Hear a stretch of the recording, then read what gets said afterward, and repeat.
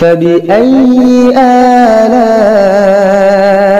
ربكما تكذبان بسم الله الرحمن الرحيم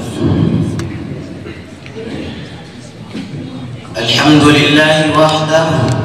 والصلاة والسلام على من لا نبي بعده أما بعد فأعوذ بالله من الشيطان الرجيم بسم الله الرحمن الرحيم ولا تهنوا ولا تحزنوا وأنتم الأعلون إن كنتم مؤمنين صدق الله العظيم خرد نے کہہ بھی دیا لا الہ تو کیا حاصل خرد نے کہہ بھی دیا لا الہ تو کیا حاصل دل و نگاہ مسلمان نہیں تو کچھ بھی نہیں معزز سامعین کرام اسٹیج پر رونق افروز اساتذہ کرام اللہ رب العزت نے قرآن کریم میں مسلمانوں کی سربلندی و برتری کے لیے ایک تدبیر بتلائی ہے بڑے پروسوق لہجہ اور بھرپور اعتماد کے ساتھ بغام کے دھول اور ڈنکے کی چوٹ پر یہ اعلان کیا ہے اے مسلمانوں تم ہی کامیاب ہو تم ہی اس دنیا کے مالک ہو دنیا کی تمام چیزیں تمہارے لیے ہے عزت و شرافت کے تم ہی ٹھیکیدار ہو کائنات تمہارے آگے جھک سکتی ہے چرند و درند تمہاری اطاعت کر سکتے ہیں لیکن اس کے لیے ایک شرط لگا دی ہے وہ شرط کیا ہے وہ شرط ہے وَأَنْتُمُ الْعَلَوْنَ إِن كُنْتُم مُؤْمِنِينَ فرمایا تم ہی سربلند ہو بشرطے کہ مومن کامل ہو ایمان کی دولت سے مالا مال ہو یقین کامل کی دولت سے مالا مال ہو مومن کی تمام صفات تمہارے اندر موجود ہو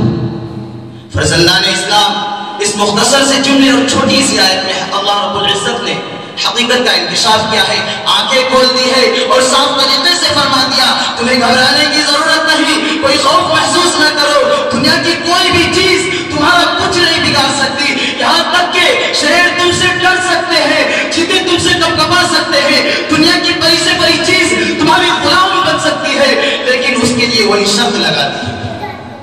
اگر ایمان و ایمان کی باد بحالی نے تمہارے قلوب میں گلشن پیدا کر دیا تو ایمانی صفات اور دین خصوصیات کے تم حامل ہو حضرات آج کا انسان یہ تو چاہتا ہے کہ کائنات اس کے آگے جھک جائے جس چیز کو وہ چھوئے سونا بن جائے دس کے مقابلے میں اکیلا کافی رہے عزت و شرافت اس کی عزت و شرافت کو دنیا سلام کرے ہر تمنا اس کی پوری ہو ہر خواہش اس کا بڑھ کر استقبال کرے لیکن وہ یہ بھول جاتا ہے کہ اس کو یہ مقام تبھی حاصل ہو سکتی ہے جبکہ وہ خدا کی غلامی کرے رنگوں خون کے بتوں کو پاش کر کے ایک ہی حقیقی فرما روح کا پرستار ہو چڑھتے سورج کی پوجا چھوڑ کر مسجد حقیقی کی بارگاہ میں سجدہ ریز ہو اس کو یہ مقام تبھی حاصل ہو سکتا ہے جبکہ اس کی چیز اللہ کی ہو جائے شیخ سعدی کا ایک واقعہ یاد آتا ہے کہ شیخ سعدی نے ایک شخص کو دیکھا کہ شیر پر بیٹھا ڈنڈا اس کے ہاتھ میں اور شیر کا کھانے ڈھلا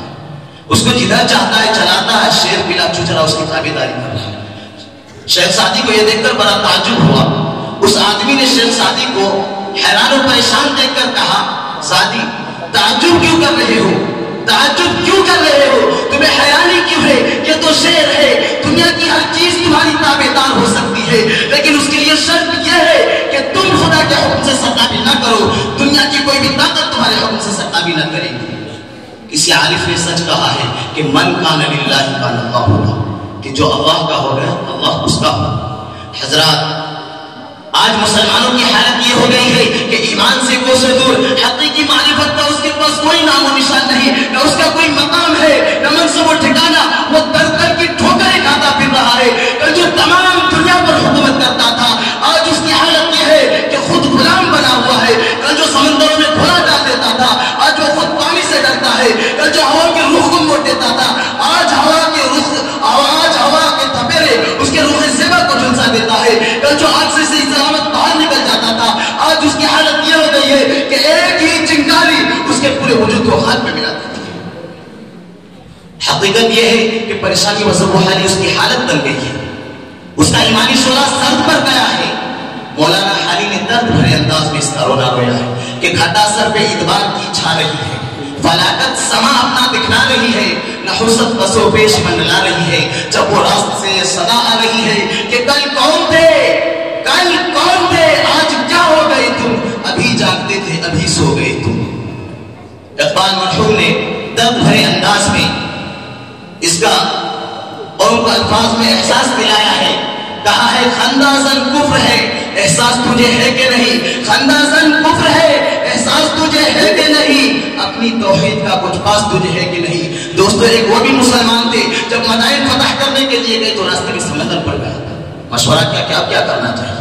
مسلمانوں کی ایمانی قوت اور دین کے پرجوش و ولولہ نے کہا ایمان کی طاقت کے سامنے یہ سمندر کیا چیز ہے، اسی میں گھوڑا ڈال دیں گے. چنانچہ مجاہدین اسلام نے، صحابہ کرام کے مقدس جماعت نے سمندر میں گھوڑے ڈال دیے اور اس طرح باتیں کرتے گزر گئے جیسے خشکی پر سے گزر گئے. میں اسی باتوں پر تقریر ختم کرتا ہوں.